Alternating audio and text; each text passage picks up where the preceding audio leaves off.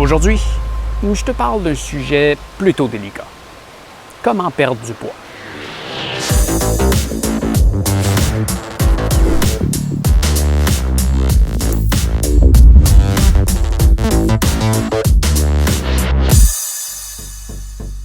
Salut! Moi, c'est Pascal. Et aujourd'hui, je vais te parler de perte de poids. Et ces temps-ci, ça peut être un sujet assez populaire parce que, disons que suite au confinement, si tu fais partie de l'un de ceux qui ont passé des semaines à regarder YouTube et Netflix et que tu as mixé cette activité avec un bol de chips ou d'autres cochonneries, ça peut rapidement dégénérer. Mais aujourd'hui, bien que ma capsule pourra t'aider à perdre tes quelques kilos en trop, mon objectif, c'est plutôt d'aider les gens qui sont prisonniers de la même situation que j'étais il y a de ça quelques années. J'en parle pas souvent, j'en ai fait quelques mentions par-ci, par-là, mais depuis la dernière fois que j'en ai parlé, dans ma dernière vidéo, il y a quelques personnes qui m'ont écrit en privé, par courriel, pour me demander de leur venir en aide en leur expliquant comment j'ai fait pour y arriver. Ouais, parce que pas si longtemps que ça, puis j'étais obèse. Alors, pour la première fois, je vais entrer dans le vif du sujet et je vais t'expliquer qu'est-ce qui a été mon déclic, comment j'ai fait pour perdre tout ce poids et comment je fais depuis 6 ans pour ne pas le reprendre. Mais avant de commencer, je veux juste mentionner que je ne suis pas nutritionniste et que j'ai fait aucune étude dans le domaine de la santé. Par contre, j'ai réussi à perdre 100 livres, soit 45 kilos, en l'espace d'1 an. Et au travers de cette expérience, j'ai réussi à comprendre plusieurs choses sur le fonctionnement du corps humain et c'est exactement ce que je veux partager avec toi aujourd'hui. Parce que si j'y suis arrivé, tu es sûrement capable de le faire toi aussi.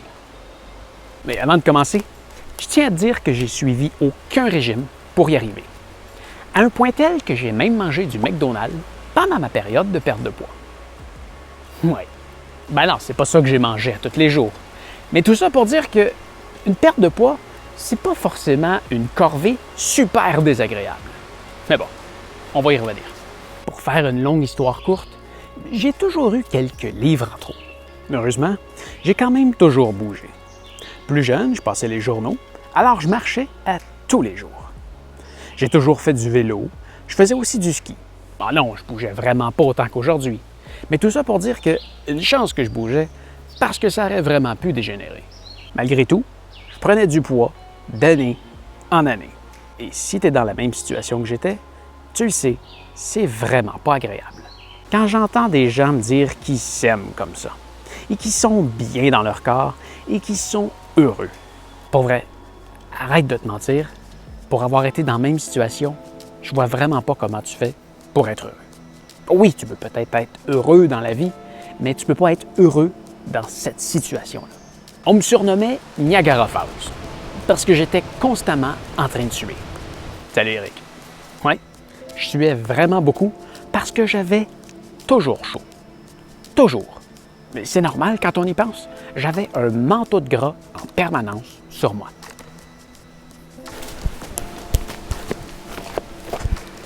J'étais essoufflé pendant au moins une bonne minute à chaque fois que je montais un escalier.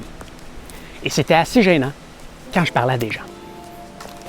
Je me souviens, lors d'un entretien d'embauche, j'avais rencontré mon futur employeur au rez-de-chaussée et on avait poursuivi l'entrevue à son bureau, à l'étage, seulement une vingtaine de marches plus haut. Mais c'était assez pour que j'ai dû me concentrer pendant quelques minutes sur ma respiration pour ne pas avoir l'air essoufflé. C'est aussi pour toutes les petites choses de la vie que tes amis sont capables de faire et pas toi. Comme par exemple, sauter du haut de quelque chose. Je me souviens, je ressentais un choc énorme à l'atterrissage. Mais aujourd'hui, je peux sauter de 2 fois plus haut et l'impact est vraiment moins grand. Imagine sauter de quelques marches avec un sac de 45 kg sur le dos. Le résultat était normal. Tu sais, les grosses bouteilles de 18,9 litres d'eau? Je sais pas si tu en as déjà levé une, mais c'est vraiment lourd. Imagine te promener avec une bouteille comme ça en permanence. Eh bien moi, je me promenais avec l'équivalent d'un peu plus de 2 bouteilles comme ça. Tout le temps. Je ne le ressentais pas comme ça à l'époque, mais maintenant que je m'en suis débarrassé, je me sens libéré. Je faisais partie d'une minorité visible et disons que c'était pas le même sentiment que quand je me promenais au Japon et que les enfants me regardaient avec des yeux gros comme ça parce que c'est la première fois de leur vie qu'ils voyaient un blanc et qu'ils voulaient même me toucher. Non. Non, c'était vraiment pas le même sentiment. Parce que dans la société d'aujourd'hui, je pense que c'est assez mal vu d'être un gros. Il y a tout le temps quelqu'un pour te rappeler que t'es gros et pour faire une petite joke à ton sujet. Mais comme t'es pas fier d'être gros, ben, ça blesse. Tu dois magasiner tes vêtements dans le X large ou même le XX large. Par chance, c'est là que je me suis arrêté. La prochaine étape, c'était les magasins spécialisés pour les gens obèses. Ça, en passant, c'est mes anciens pantalons. C'était énorme.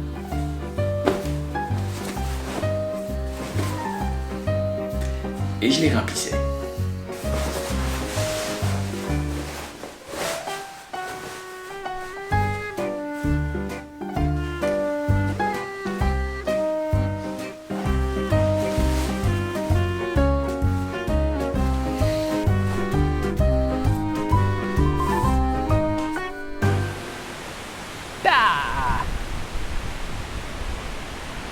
Vivante. J'adore la salade. C'est un de mes repas favoris. Mais quand t'es gros et que tu manges de la salade accompagné d'autres personnes, il y a toujours quelqu'un pour passer que tu manges ça pour perdre du poids. Bref, quand t'es gros, il y a tout plein de trucs qui t'arrivent dans la journée pour te rappeler que tu l'es. Mais à moins d'être un sumo, je pense pas qu'il y a grand monde sur la Terre qui est fier d'être gros. Comme en ce moment. Je te parle de tout ça, tu te reconnais, puis au fond de toi, ça te fait de la peine. Et désolé, c'était vraiment pas mon but en disant tout ça. Je voulais juste te démontrer, avant de commencer, que, je te comprends parce que je l'ai déjà vécu. Mais alors, passons maintenant à la solution. Premièrement, ça va te prendre un déclic. Quelque chose qui te fait comprendre que, ouais, là, il y a vraiment quelque chose qui ne marche pas avec ma situation. Dans ton cas, à moins que tu aies déjà eu ton déclic et que tu es en train de regarder des vidéos pour te trouver une solution, à savoir comment faire pour y arriver, j'espère que ton déclic, ça va être ma vidéo. Dans mon cas, ça a été la journée où je suis allé monter la montagne de Bromont avec mon ami Simon. Je pensais que malgré tout, parce que je bougeais quand même beaucoup, j'étais quand même en forme. Mais après seulement quelques pas dans la première pente, quand même assez à pic, j'ai très vite compris qu'il y a quelque chose qui n'allait pas. J'étais toujours complètement essoufflé et Simon, lui, il montait à la vitesse de l'éclair et il m'attendait allongé par terre, toujours un peu plus haut. Puis quand je l'atteignais, il repartait. Moi, j'avais le goût de prendre une pause. Là, j'ai vraiment compris qu'il y a quelque chose qui n'allait pas et que je devais travailler sur ma situation. Alors ça, c'est le premier point. C'est d'avoir un déclic qui te fait vraiment comprendre qu'il faut que tu fasses quelque chose. Le deuxième point, c'est de faire quelque chose. Et ce quelque chose, c'est de changer tes habitudes de vie. Ouf, ça a l'air vraiment pénible dit comme ça. Mais attends, décourage-toi pas. Il faut que tu trouves une façon agréable de le faire. Changer ses habitudes de vie, ça ne veut pas dire de se forcer à aller au gym à tous les jours et de se mettre qu'à manger de la bouffe liquide comme des shakes ou de manger seulement des brocolis ou de faire une de ces fameuses diètes qui te limitent à manger seulement une toute petite catégorie de produits comme le fameux régime keto qui te permet de manger absolument aucun sucre parce qu'une pomme, c'est néfaste, hein? Tout le monde le sait. C'était ironique. Oh non, c'est vraiment trop triste tout ça. De mon côté, j'ai eu la chance de me découvrir une passion en même temps que j'ai eu mon déclic. Monter des montagnes, c'est depuis ce temps mon sport favori. Non, mais pour vrai, force-toi pas à faire quelque chose comme d'aller au gym. Moi, pour vrai, aller m'enfermer entre 4 murs pour pousser sur des plates ou pour courir sur place ou faire du vélo stationnaire, je ne suis pas capable. Je l'ai déjà dit, si j'aime ça, faire du vélo, c'est pas parce que mes jambes font un mouvement circulaire. C'est parce que ça me permet de prendre de l'air. C'est parce que le paysage change autour de moi. C'est parce que ça me fait découvrir du pays. C'est parce que je peux me surpasser sur des segments sur Strava. C'est parce que ça me donne ma petite dose d'adrénaline quand je descends des côtes à toute vitesse ou quand je prends un virage serré. Et bref, toutes des choses que je suis pas capable d'obtenir si je vais m'entraîner dans un gym. Alors, trouve-toi une activité que tu aimes, une activité que tu vas avoir du plaisir à aller faire plutôt que de passer du temps devant la télé. Je te dis pas d'arrêter complètement de t'asseoir devant la télé. Je te dis de te trouver une activité qui va te rendre heureux de passer moins de temps devant. Une activité que tu vas avoir envie d'aller faire. Essaie la montagne, pour vrai. Je connais pas grand monde qui aime ça. Oui, c'est exigeant. Mais dis-toi que c'est pas plus exigeant pour toi que pour moi. Quand j'ai commencé à gravir des montagnes, mon cœur battait à 180 battements par minute. Peut-être même un peu plus. Mais c'est encore le cas aujourd'hui. La seule différence, c'est que je monte plus vite. Tu peux aussi commencer par de la marche, du vélo, de la natation. Inscris-toi dans un club de football, joue au tennis, joue au golf. Donne-toi le défi de faire une Spartan Race. Inscris-toi à un cours de boxe. Il y a tellement d'activités que tu peux faire qui vont te faire bouger au moins un peu plus. Et quand tu vas trouver celle que tu aimes, tu vas voir, tu vas avoir le goût d'aller la faire. Mais le plus beau, c'est que plus tu vas pratiquer ton activité, plus tu vas te rendre compte que tu vas t'améliorer et plus tu vas te rendre compte que ça te fait perdre des kilos et plus ça va t'encourager à continuer. Moi, je montais mes montagnes de plus en plus rapidement et je montais des montagnes de plus en plus grosses et je me voyais perdre du poids. C'était vraiment génial. Je m'étais donné comme objectif de monter une montagne à chaque semaine. Et c'était loin d'être une corvée. Parfois, j'en montais 2 ou 3 dans la même semaine. Peut-être même plus.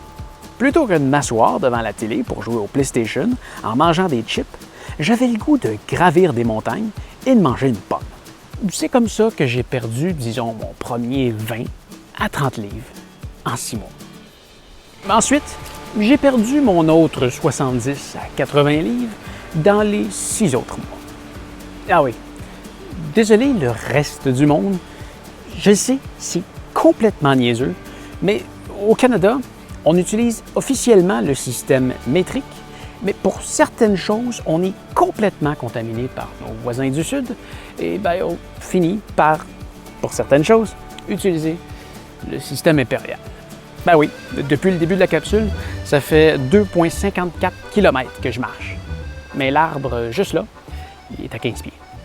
En ce moment, dehors, il fait 25 Celsius. Mais l'eau de la piscine est à 75 Fahrenheit. J'achète 5 kg de farine, mais je pèse 180 livres.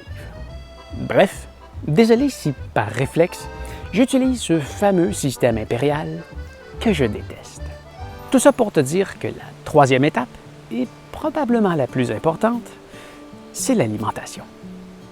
Je te dirais que dans mon cas, les 45 kilos que j'ai perdus, ça a été 20 d'exercice et 80 d'alimentation.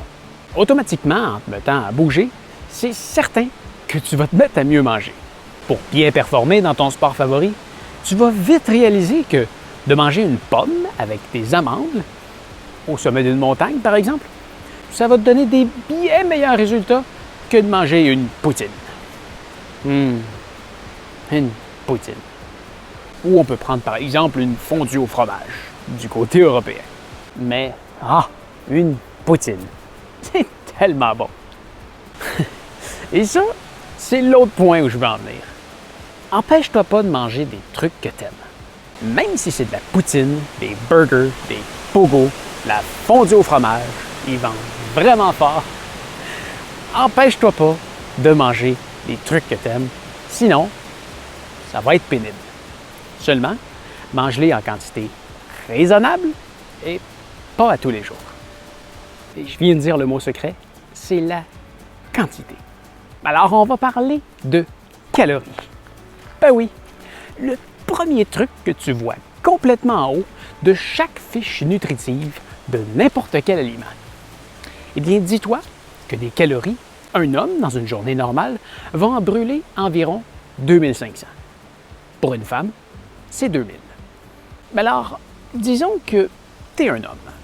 et que tu brûles 2500 calories par jour, mais que tu en manges 4000, eh bien, tu vas prendre du poids. Ça me fait rire à chaque fois que j'entends quelqu'un dire qu'il est gros à cause d'un problème de glandes.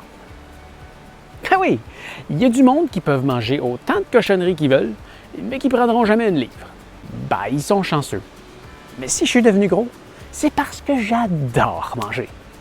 Et si tu me suis depuis longtemps, je t'apprends rien. Va voir mes épisodes du Japon à vélo, tu vas comprendre assez vite. Donc, comme j'avais faim, je me suis commandé 2 plats. Le premier étant celui-ci. Et voici la deuxième portion. Et bien entendu, quand on mange 2 assiettes principales, on a le droit à 2 desserts. Mais bon, tout ça pour dire que si tu grossis, c'est pas parce que tu as un problème de glande. Non, c'est parce que tu manges trop. As-tu déjà vu une plante pousser sans eau? C'est le même principe. Arrête de manger, tu vas voir que tu vas fondre assez vite. Mais non, fais pas ça pour vrai. Tu vas te ramasser avec d'autres problèmes de santé. Dis-toi que pour fonctionner, ton corps a besoin d'énergie. Eh bien, les calories, c'est en quelque sorte de l'énergie. Et la graisse dans ton corps, c'est des réserves d'énergie. Alors, les calories que tu n'ingurgites pas par la bouche aujourd'hui, ton corps va aller les puiser dans tes réserves de graisse. Ah, et pitié, parle-moi pas de Pepsi Diète. Les liqueurs, quitte ça complètement, c'est de la merde. Si tu t'en sens pas capable, parce que oui, le sucre, c'est une addiction, tu vas devoir faire un sevrage, alors diminue la quantité que tu bois de moitié à chaque semaine et remplace ça par de l'eau. Tu vas finir par y arriver. Quand tu vois un truc que tu peux consommer qui contient 0 calories, si c'est pas de l'eau, lance ça le plus loin que tu peux. C'est de la merde. Mais je te dis pas de constamment regarder les étiquettes. Non, ça serait vraiment trop pénible. Bon, peut-être la première semaine pour vraiment prendre conscience de ce que tu manges. Mais moi, j'avais un truc très simple. Je mangeais uniquement... Le soleil est trop fort. On va aller plus loin. Je mangeais uniquement quand j'avais faim. C'est pas compliqué. Tu manges quand tu as faim. T'as pas faim, tu manges pas. T'as faim, tu manges. Mais t'arrêtes de manger aussitôt que t'as plus faim. Ça ne veut pas dire de gaspiller de la bouffe, non. Quand t'as plus faim, tu prends ton assiette, tu la mets au frigidaire, puis tu continues à manger plus tard, quand la faim te revient. La première semaine va être extrêmement difficile parce que ton estomac s'est habitué à emmagasiner une quantité incroyable de nourriture. Ce qui fausse en quelque sorte ton impression de faim. Alors pour la première semaine, je t'encourage à rester sur ta faim. Mange pas beaucoup et fais en sorte que ton estomac rapetisse et tu vas avoir de moins en moins faim avec le temps.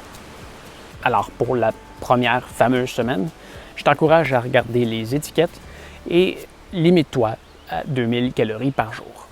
En même temps, ça va te donner une idée de ce que tu es supposé manger normalement. Une fois que tu vas avoir passé au travers ta première semaine, tu vas voir, ça va être beaucoup plus facile. Maintenant, si tu veux manger plus, tu peux faire du sport de façon intensive.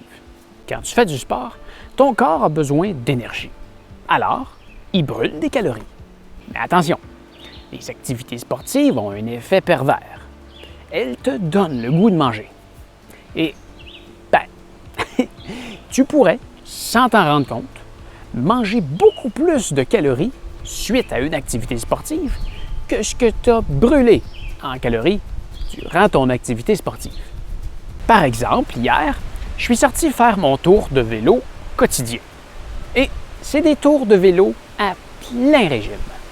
J'ai fait 50 minutes de vélo, 24 km, 139 mètres de dénivelé positif, sans arrêt, une vitesse moyenne d'un peu plus de 28 km/h, avec une vitesse de pointe de 54 km/h, une pulsation cardiaque moyenne de 154 battements par minute, en montant jusqu'à 184.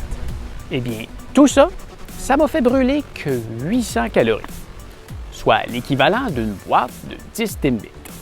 Un sac de chips Doritos, c'est 1540 calories.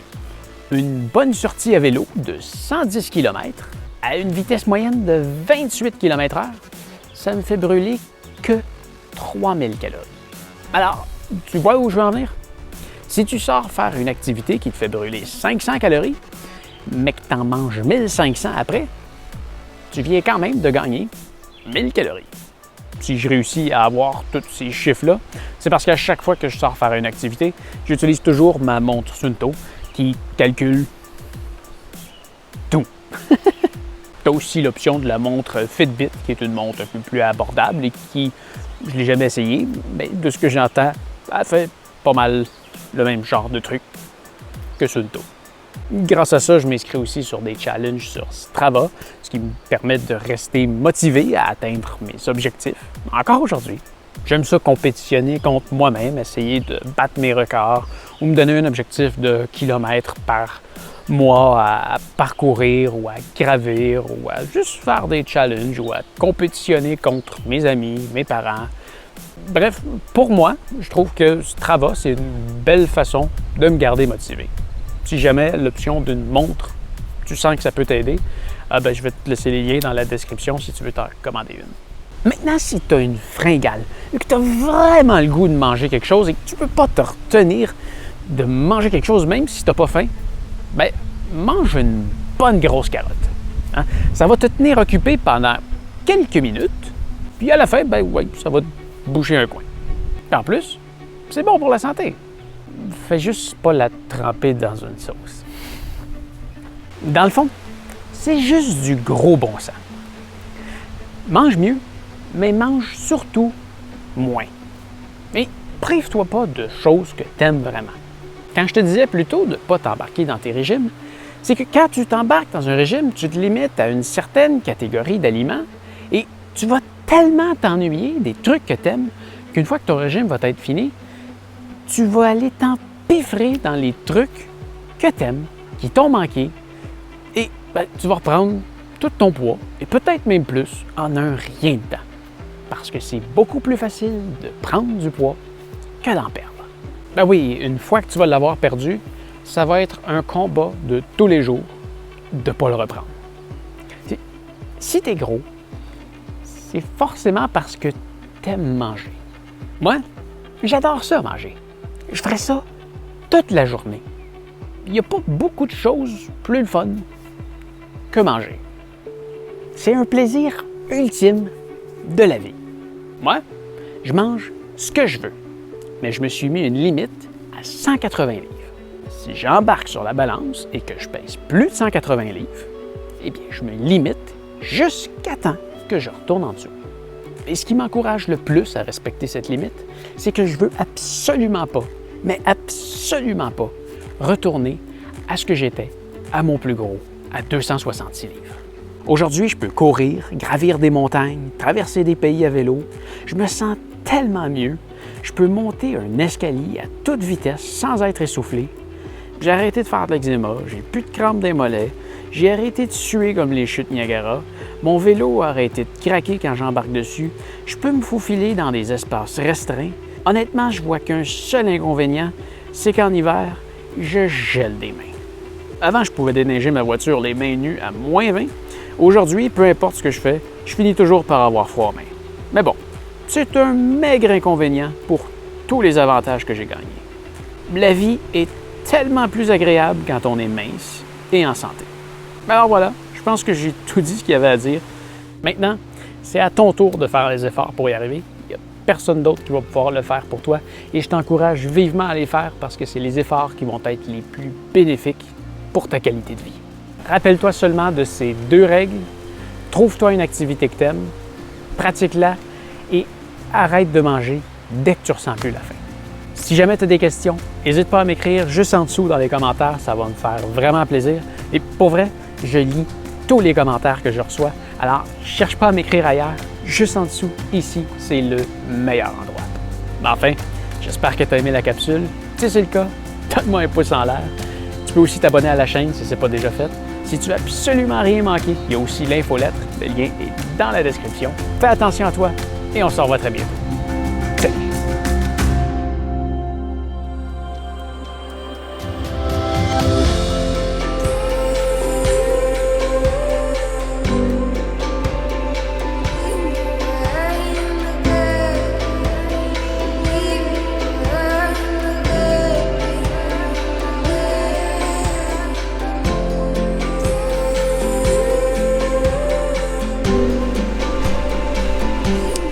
Ça, c'est un arbre déraciné.